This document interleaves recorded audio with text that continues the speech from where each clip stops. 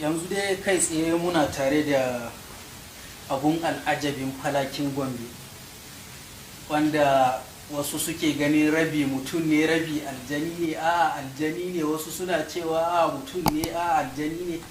Har yanzu dai abun da yana nan a sirrance, babu wanda zai ce ma gashi menene.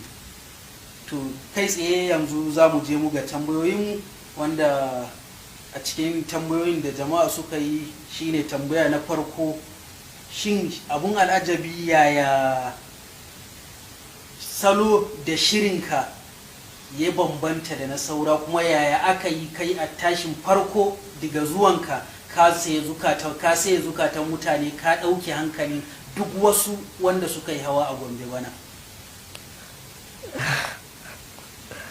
ai abin sirri ne sirri ne. ai na san wasu za su so su ji wani irin sirri ne. Sirrin nan kan ka zo da shi ne daga can duniyar ku, ko kuma a wannan duniya ta muka samu wannan sirri?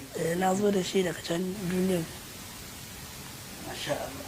To abun alajabi, wasu suna ganin yadda kake sarrafa doki.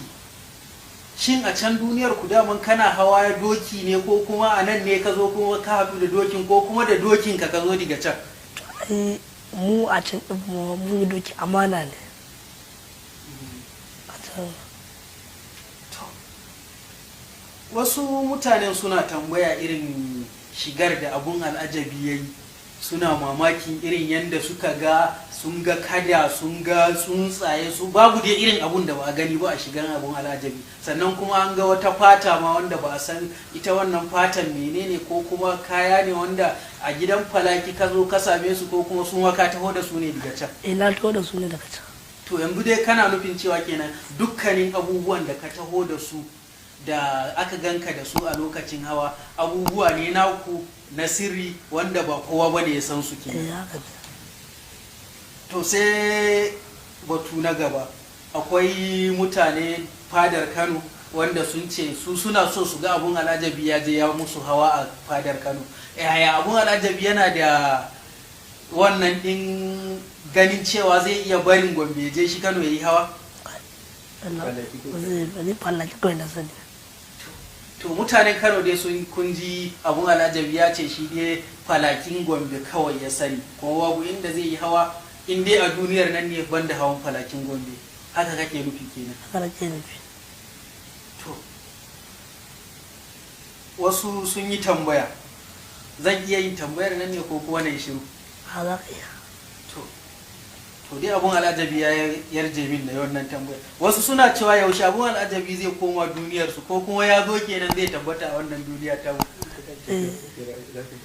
In ya tashi tafiya zan gaya wallah kuma mushi godiya, kuma mushi ban kwana da tafiya ta, kuma zan neme shi yan jarida gaya masa.